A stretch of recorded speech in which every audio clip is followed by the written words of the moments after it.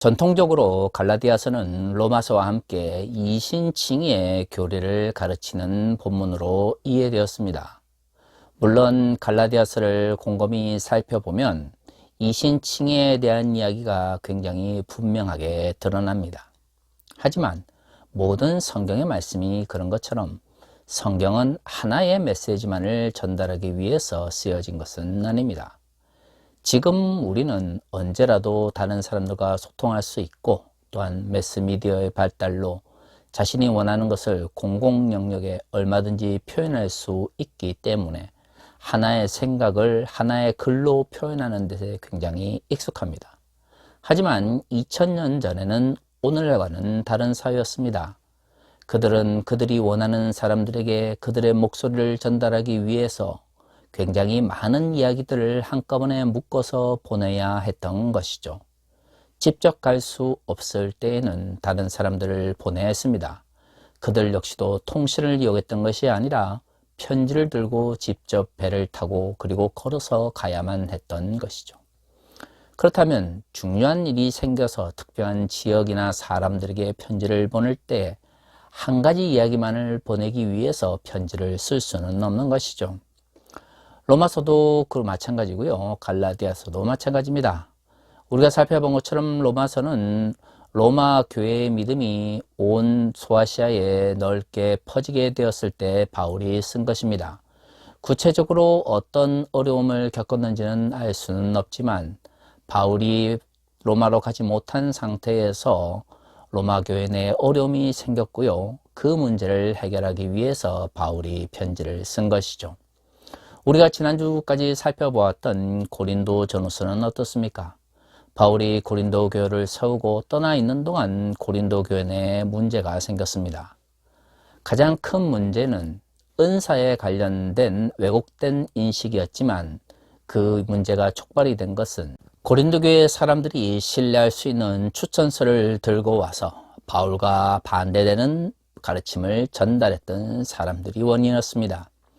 하지만 우리가 지난주까지 살펴본 것처럼 고린도 전후서에는 고린도 교회 내의 다양한 문제들과 제약들 그리고 위로들이 함께 포함되어 있습니다. 갈라디아서도 마찬가지입니다. 로마서와 함께 이신칭의의 교리를 가르치고 있다고 하지만 사실 로마서에서 말하고 있는 이신칭의의 모습과 갈라디아에서 말하고 있는 이신칭의의 모습이 정확하게 동일하다고 말할 수는 없습니다. 왜냐하면 두 공동체가 속해 있었던 사회적 상황이 각각 달랐기 때문입니다. 로마서는 교회가 큰 어려움에 반복해서 직면하고 있었고요. 이에 비해서 갈라디아서는 비교적 환경이 좋았던 것 같습니다. 그렇기 때문에 이신칭에 대한 가르침도 로마서가 조금 더 전투적이며 공격적인 성격을 가지고 있는 데 비해서 갈라디아서는 전해 들은 복음을 지키고 그것에 머물 것을 강조하는 이야기로 구성되어 있는 것이죠. 어쨌든 갈라디아서는 다양한 이야기들을 살펴보는 것이 반드시 필요합니다. 갈라디아서 이신칭이 이렇게만 성경의 말씀을 살펴볼 때에 성경에 대한 왜곡된 인식이 생겨날 수밖에 없는 것이죠.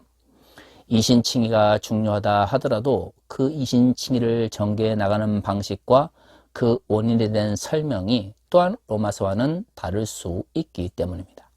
바로 그 다름과 그 차이점이 로마서와 갈라디아서를 각각 독특하게 만드는 요소가 되어 있는 것이죠.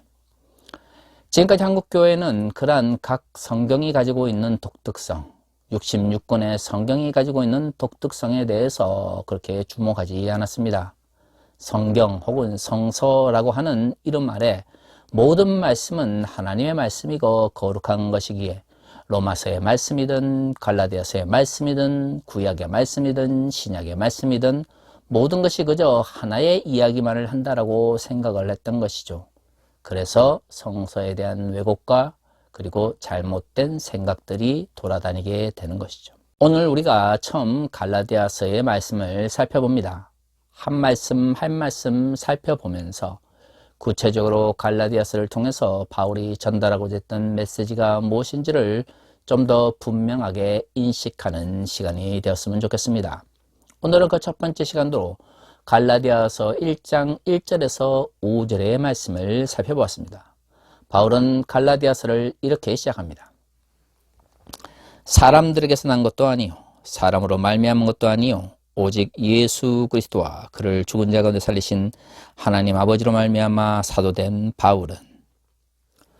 갈라디아서를 시작하면서 바울은 다 자신의 다른 편지들과 마찬가지로 자신의 사도성에 대한 근거를 제시합니다. 우리가 고린도 전후서에서 살펴본 것처럼 바울은 다른 사도들로부터 받은 추천서라든가 다른 외적인 것을 통해서 자신의 사도성을 드러내려고 하지 않았습니다. 그것이 결국 바울을 독특한 사도로, 이방인의 사도로 만들긴 했지만 바울이 사역을 전개할 때에는 굉장히 어려움으로 다가왔던 것이죠. 그럼에도 불구하고 바울은 끊임없이 자신의 복음의 정확성을 하나님을 향한 믿음과 자신이 들은 복음의 정확성에 기대어서 전달하고자 합니다. 바울은 자신의 사도성 역시도 이 복음의 진실성에 기대고 있다라고 한 것이죠.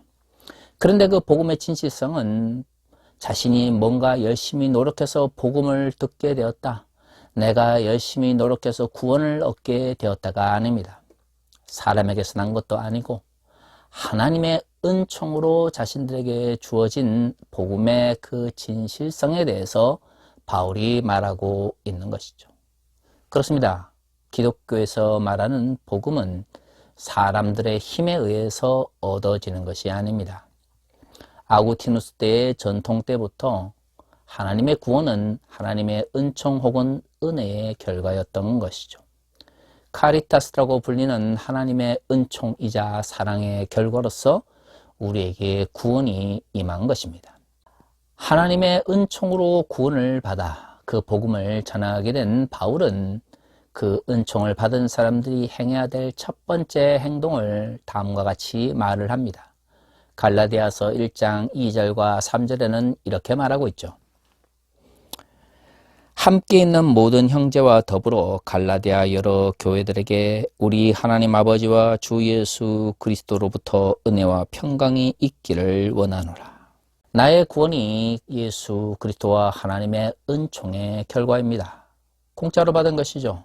보네퍼가 말한 대로 너무나 값비싼 은혜이기에 사람들이 그것을 살 수가 없었고, 그래서 하나님께서 은총의 결과로 공짜로 은총을 내려주었습니다. 문제는 그것을 귀하게 여기는 사람들은 그 값비싼 은총을 싸구려 은총으로 만들지 않는다는 것이죠. 내가 너무나 귀한 은총을 공짜로 받았으니 이제 그 은총을 진정으로 받았다라고 생각하는 사람은 그것을 다른 사람들에게 또한 공짜로 값없이 축복으로 선포할 수 있어야 하는 것입니다. 그런 의미에서 복음의 선포라고 하는 것은 내가 복음을 전하지 않으면 하늘에서 벼락이 떨어질 것 같이 혹은 내가 구원을 받지 못할 것 같은 두려움에 기반해서는 안 됩니다. 하나님의 은총의 결과로 우리에게 복음이 주어졌고 또한 그 복음의 결과로 구원을 얻은 자라면 우리는 그것에 감사하는 마음을 가져야 하고요. 나에게 하나님의 은총과 평강이 공짜로 주어졌다면 이제는 다른 사람들에게도 하나님의 은총과 평강이 공짜로 주어져야 된다고 생각하는 것이죠. 이게 굉장히 단순한 논리임에도 불구하고 한국교회에서는 굉장히 왜곡되어 있는 것이 사실입니다.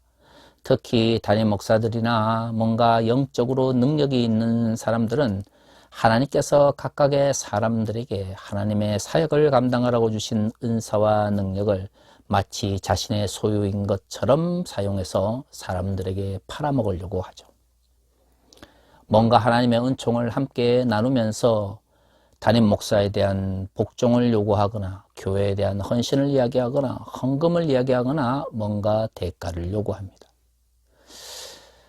바울이 만약에 이러한 이야기를 들었다면 한국교회를 어떤 관점에서 바라볼까요? 아니, 하나님께서 우리에게 공짜로 은총을 주셨는데 그 공짜로 은총을 주신 그분께서 오늘 한국교회에 유명하다라고 하는 목회자들이 마치 그 하나님의 은총을 자신의 선물이나 자신의 능력인 것처럼 생각하면서 그것을 통해서 복종이나 강요, 돈이나 충성을 요구한다면 그것이 과연 하나님 나라의 복음에 합당한 평강과 은총이 될 수 있을까요?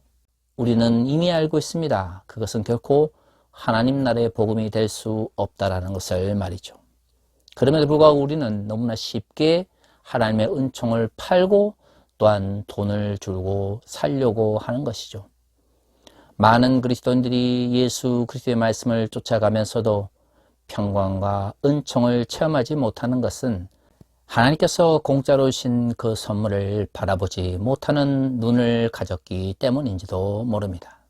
이러한 관점 속에서 우리는 이신칭의의 복음을 이야기하기 전에 진정 우리가 이해하고 있는 복음이 성경이 말하고 있는 그 가르침인지에 대해서 진지하게 고민해야 하는 것이죠. 사실 한국교회 문제는 담임 목사들만의 문제는 아닙니다. 오늘 우리가 읽은 본문의 1장 4절과 5절은 이렇게 이야기합니다. 그리스도께서 하나님 곧 우리 아버지의 뜻을 따라 이 악한 세대에서 우리를 건지시려고 우리 죄를 대속하기 위하여 자기 몸을 주셨으니 영광이 그에게 세세토록 있을지어다. 아멘. 사람에게서 난 것도 아니고 오직 하나님과 예수 그리스도로 말미암은 은총과 평강의 결과로서 우리에게 구원이 주어졌을 때, 그렇다면 그렇게 공짜로 받은 은총을 누리고 있는 그리스도인들이 해야 하는 것은 무엇인가요? 그렇습니다. 오늘 본문이 말하고 있는 것처럼 하나님께 영광을 돌리는 것입니다. 하나님께 영광을 돌린다고 하는 것은 목회자든 교인이든 상관없이 모든 그리스도인들에게 주어진 것이죠. 하나님께서 우리를 왜 구원하셨을까요? 그분의 위대하심을 영광 받으시기 위한 것입니다. 그렇기 때문에 하나님께로부터 난 구원, 우리에게 주어진 공짜의 구원은 하나님을 찬양하는 삶의 모습으로 돌아가야 하는 것이죠. 오늘날 한국교회의 가장 큰 문제가 무엇입니까? 목사들은 하나님의 은총과 평강을 돈이나 복종이나 헌신을 통해서 사거나 팔려고 하고요. 그리스도인들은 하나님께 받은 공짜의 구원을 찬양하면서도 하나님께 영광을 돌리려 하지 않습니다. 많은 일이 결국 이 자본주의 사회 속에서 더 많은 돈을 벌고 더 많은 명예를 누리며 더 많은 사회적 성공을 누리려고 하는 이유가 무엇입니까? 결국 나의 존재의 가치를 인정받기 위한 것입니다. 나의 자아 정체성이 결국 하나님께 주신 평강과 은총의 결과로서의 구원이 아니라 물질적 풍요와 사회적 성공을 통해서 채워지는 것이 어느 순간 그리스도인의 모습이 되어버린 것이죠. 과연 우리는 그러한 사람들을 그리스도인이라고 부를 수 있을까요? 하나님을 찬양하는 것보다 하나님께 주신 평강과 은총을 다른 사람들에게 함께 나누는 것보다 더 풍요롭고 더 다른 사람들을 짓누르며 더 많은 것을 가질 수 있는 사회적 지위를 가지는 것이 과연 그리스도인의 삶의 목적이 될 수 있을까요? 인간은 기본적으로 물질이 없이는 살아갈 수 없습니다. 사회적 삶이라고 하는 것은 그 모든 물질적인 것을 누리기 위한 것이고요. 그리고 각자의 물질은 사람들마다 다른 것입니다. 과거 20세기처럼 모든 사람들이 똑같이 일정량의 필요를 채우거나 가져야 된다고 생각하는 것은 더 이상 21세기적 사회의 윤리의 가르침은 아닙니다. 그러나 그렇다고 해서 차별과 혐오가 정당화되는 현실은 결코 아름다운 것이라고 말할 수가 없는 것이죠. 그리스도인들은 어떻습니까? 모든 사람들이 똑같아져야 된다가 중요한 것이 아니라 우리의 삶의 목적이 과연 어디에 있냐는 것입니다. 모든 사람들이 물질을 향하여 달려가고 사회적 성공을 위해서 노력하지만 그것이 과연 그리스도인의 존재의 의미나 삶의 목표가 되었어야 될까요? 우리는 언제나 사회적인 것, 물질적인 것을 넘어 가치를 추구해야 합니다.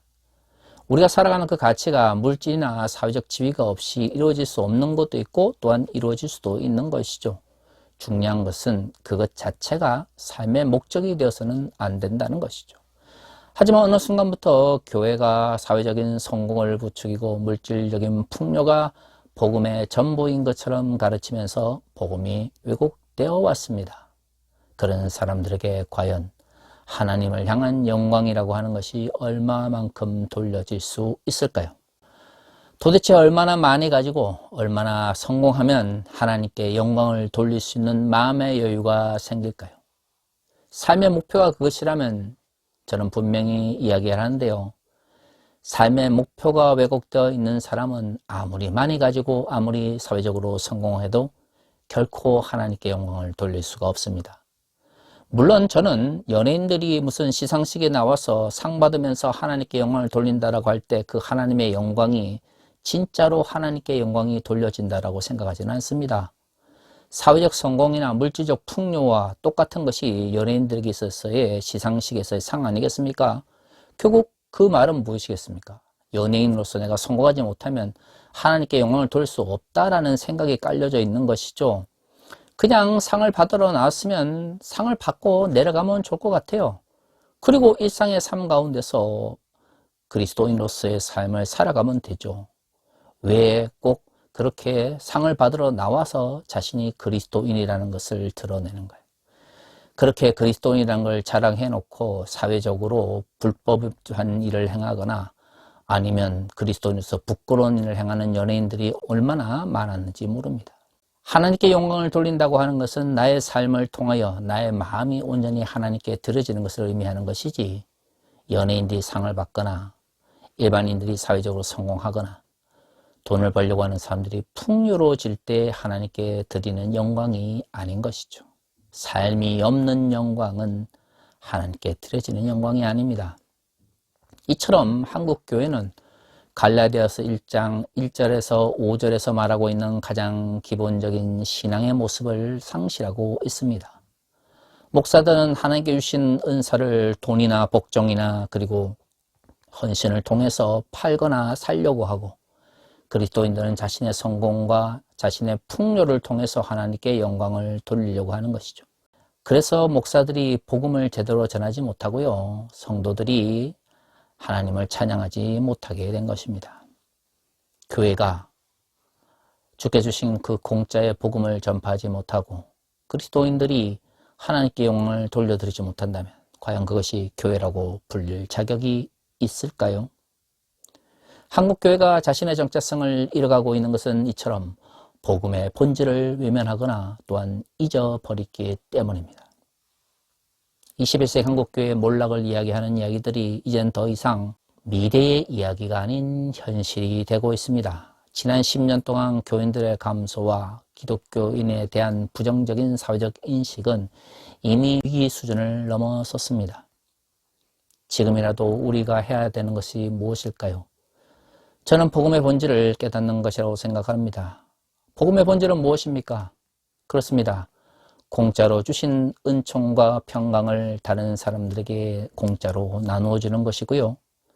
또한 하나님의 영광을 위하여 우리의 삶을 온전히 드리기 위하여 노력하는 삶의 모습이 있어야 됩니다.